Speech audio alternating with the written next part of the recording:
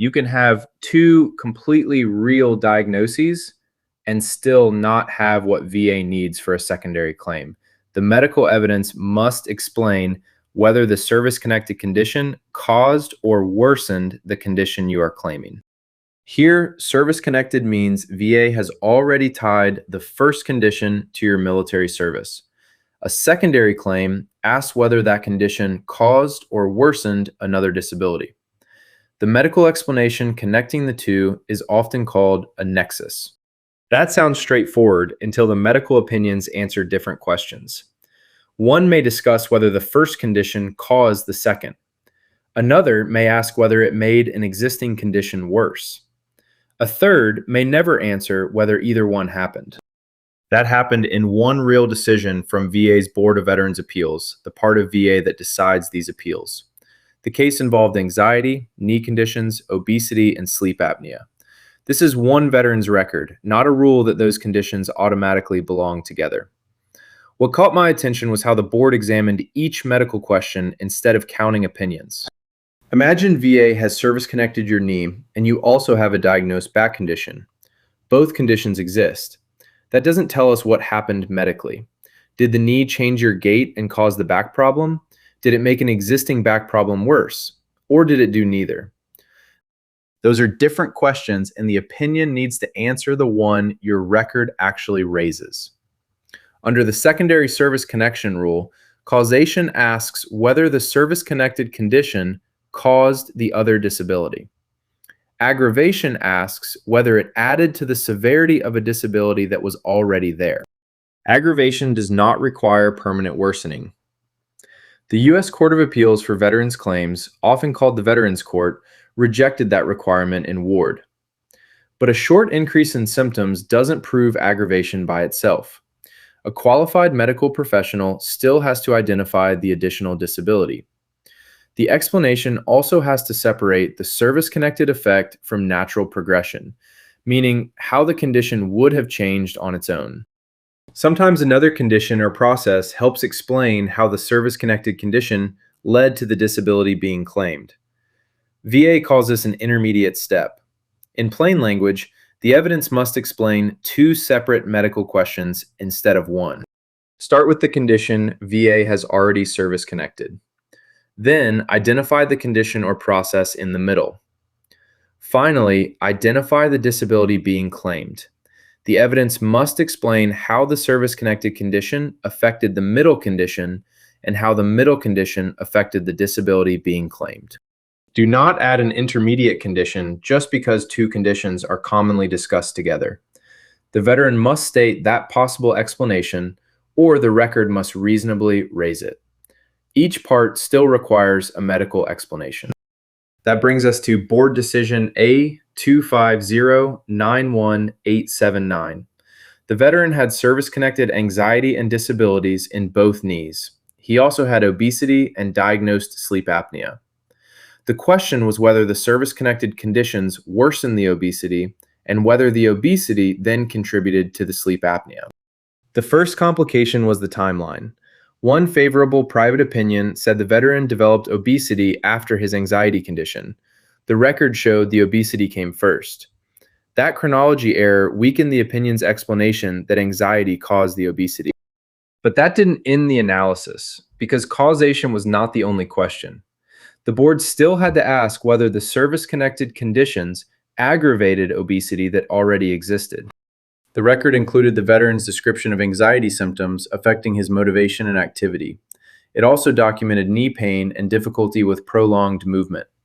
The board considered those effects together and found the evidence approximately balanced, meaning the support for and against aggravation carried roughly equal weight. In this veteran's record, that supported the finding that the service-connected conditions worsened the obesity. It still didn't answer whether obesity contributed to sleep apnea. The board next asked whether obesity was a substantial factor in causing the sleep apnea. In plain language, did it play a meaningful role in producing the condition? The board also asked whether the sleep apnea would have occurred without the obesity. The record included medical literature and several medical opinions. Based on that evidence, the board found both questions supported and granted the claim. Notice what the board didn't do. It didn't say anxiety, bad knees, obesity, and sleep apnea are always medically connected. It first asked whether the service-connected conditions worsened the obesity. Then it separately asked whether the obesity contributed to the sleep apnea.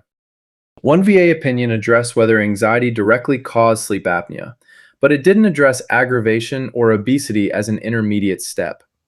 It answered a narrower question than the board ultimately needed to decide. Another opinion asked whether anxiety was a substantial factor in causing obesity, but the unanswered substantial factor question was whether obesity contributed to sleep apnea. The words may sound similar, but they ask about completely different medical effects. The favorable private opinion supported some parts of the veteran's explanation, but its timeline was wrong. The board compared each opinion with the record and asked exactly which medical question its reasoning supported. Obesity's role in this claim also has to be read with a more recent legal update in mind. Older VA guidance used broad language, suggesting obesity could not qualify as a disability for compensation. In 2025, the Veterans Court rejected that blanket rule in Adams versus Collins. The court explained that the question depends on the individual evidence, including whether obesity causes functional impairment.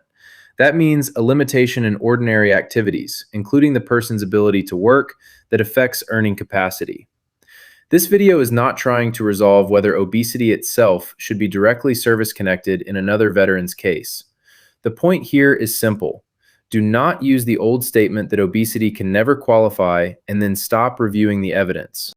If aggravation is part of the claim, you may also see the word baseline. A baseline is the medical starting point VA uses to compare the disability before and after the additional worsening. The regulation first looks for medical evidence created before the aggravation began. If that doesn't exist, it allows a second option. VA may use the earliest medical evidence created after the worsening began. But that evidence must have been created before VA received the medical evidence showing the current severity. That is easy to turn into a math problem too early. You don't need to calculate the rating yourself. The clinician's job is to describe the medical change and explain the reasoning. VA rating staff use the rating schedule to determine the baseline and current levels while accounting for natural progression. So if I were reviewing a secondary claim record, I would put the decision, opinion request, completed opinion, and relevant treatment records next to each other. Then I would write down every medical question the record raises. For each question, ask which document addresses it. Did the opinion discuss cause, aggravation, or both? Did it use the correct timeline? And did it explain why the medical facts support its conclusion? Or did it only state an answer? If a medical question is unanswered, don't invent the reasoning or tell a clinician what conclusion to write. State exactly what the evidence didn't answer. A qualified clinician can address the medical issue, and an accredited representative can help review the claim. Claim Raven can help you keep the dates, opinions, statements, and source records together while you review those questions. You stay in control of the record and what you do next. 2 diagnoses are not enough to prove a secondary claim. Before you collect more records, find out whether the medical evidence explains how one condition caused or worsened the other.